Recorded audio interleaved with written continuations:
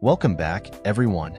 In today's video, we're unveiling the all-new MacBook Air M3 2024. Get ready to join us as we unbox and review this powerful machine. Stay tuned. What we have here is a MacBook Air M3 2024. This comes in at $1,099 and goes up to $2,299 for the 13-inch or $2,499 for the 15-inch.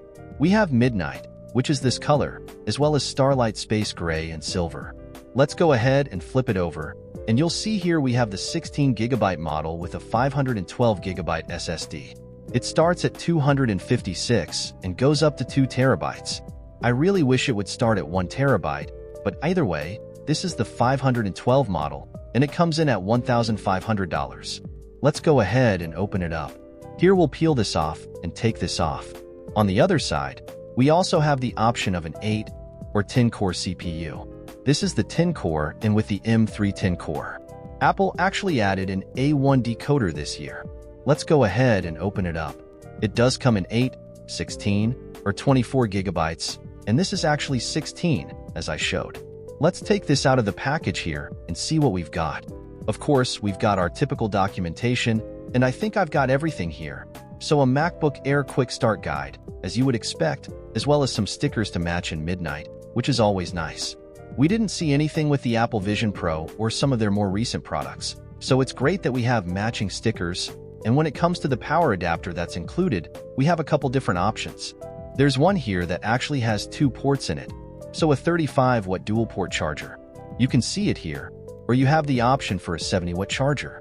It just depends on what they have in stock, but you can use either one with them. I typically use a 70-watt as it's a little bit faster, but either way you can use both of those to charge your Apple Watch at the same time or something else. We also have a matching adapter, which is great MagSafe. So we'll open this up here, and you'll see that one end is white, where we have USB-C that plugs into the adapter, and the other end is Midnight, or this blue color with a nice braided color as well, or braided cable rather as well, so pretty nice overall, which is what we'd expect. So far, no differences here. So far, let me put the box away and take a closer look at the MacBook. So, here's the MacBook itself. Let's take the wrapper off of it. There we are, and like I said, this is the Midnight color, and now one of the things that they've done this year is update the coating so it's less fingerprint resistant, or rather, it's more fingerprint resistant.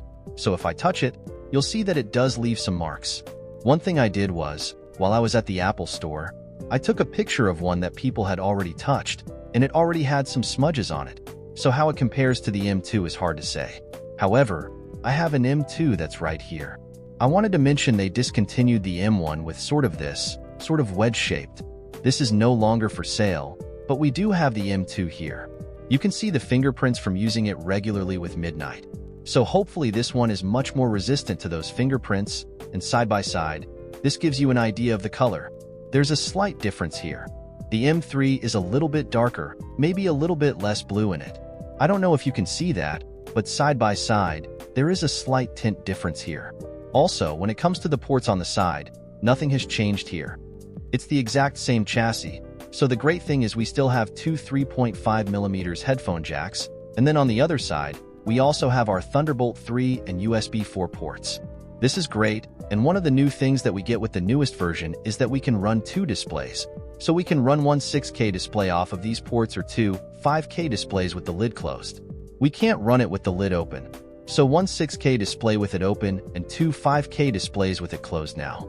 As far as the overall weight, it's 2.7 pounds or 1.24 kilograms, and it has the same display as last year. So let me set aside the old one for now. We've got the same display. Let's open it up here. We'll take this cover off. It automatically boots up. We've got the same display. So it's 2560 by 1664, 500 nits with wide color. P3 we also have a 4-speaker array here. So we don't have the 6 15-inch speakers, but we do have 4 speakers. Let's see if we can see any of those with magnet paper. If we bring in the magnet paper, you can see some of the ports here. It looks like we've got the speakers just here and here at the top with a couple different speaker arrays.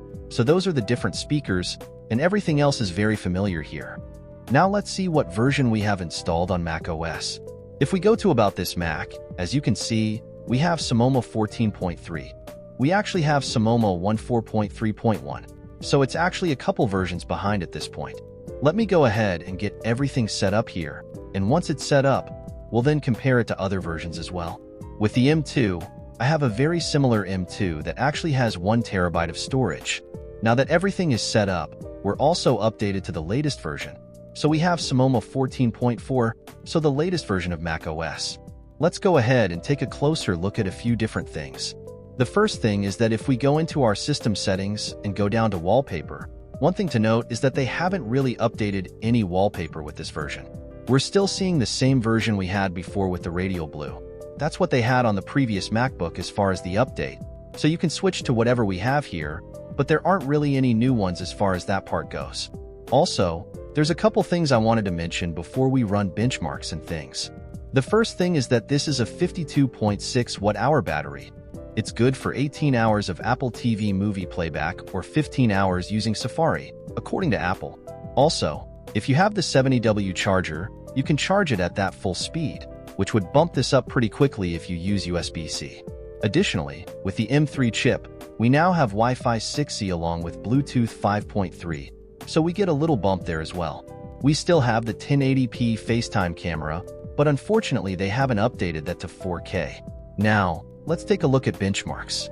Now I have Blackmagic's disk speed test from the App Store. On the left, we have 1 terabyte from the M2, and on the right, 512 gigabytes from the M3. Let's go ahead, click Start, and see what we get. So, the write speed on the 1 terabyte is a little bit faster. So far, the read speed is a little bit faster on the 512 gigabytes. So we'll give it a second to see if it changes at all. But, in general, I would expect a little bit faster write speeds on the 1 terabyte model, where we're getting about 3,200 megabytes per second compared to 2,500 megabytes per second. Read speed though is 2,800 megabytes per second compared to about 2,400, so very close. If you're using it for regular tasks, you won't notice. If you're exporting a video or something like that, maybe you'll notice a difference there, but I would get the larger storage if you're going to export video anyway, but pretty decent overall. Again, 1 tab. Usually, as you step up in size, you get a little bit faster speed, but they're not too far off as far as benchmark scores. Let's go ahead and take a look at the Geekbench, which you can see here. Here are the specs for the different versions.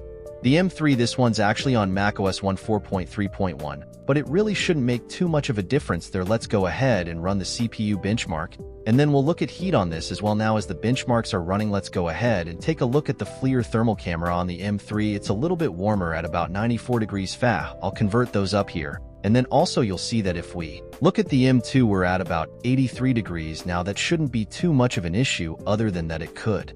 Because throttling, we'll see what it's like after the benchmark complete though. Now again, they're completing, and at the hottest point on the M3, we're at 100 degrees Fah on the M2.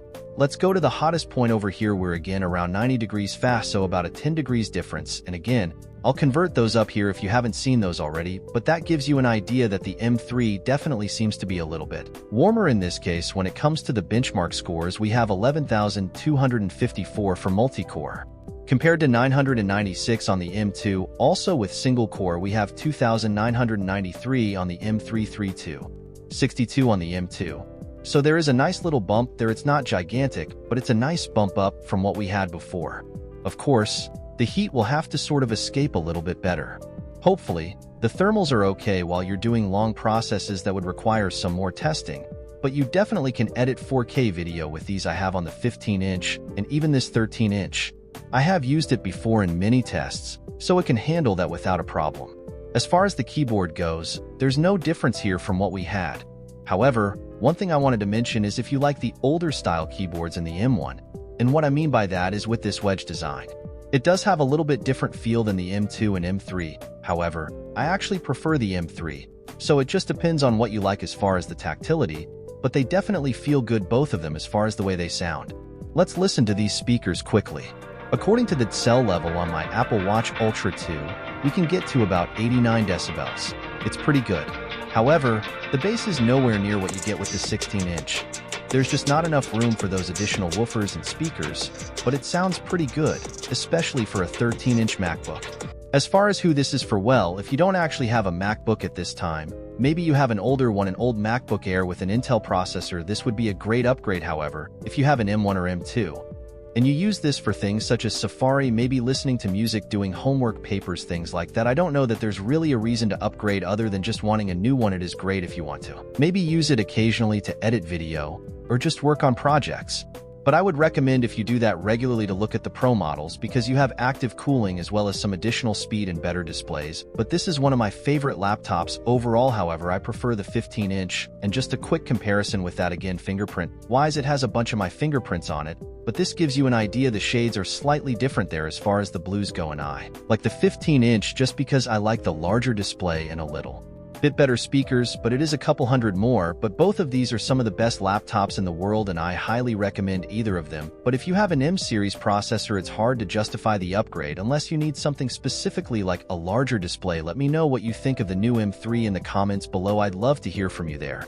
And if you're using one of these or maybe using a Pro, I'd love to hear from you as well if you haven't subscribed already. Though please subscribe, and if you enjoyed the video, please give it a like. As always, thanks for watching. I'll see you next time. You are awesome.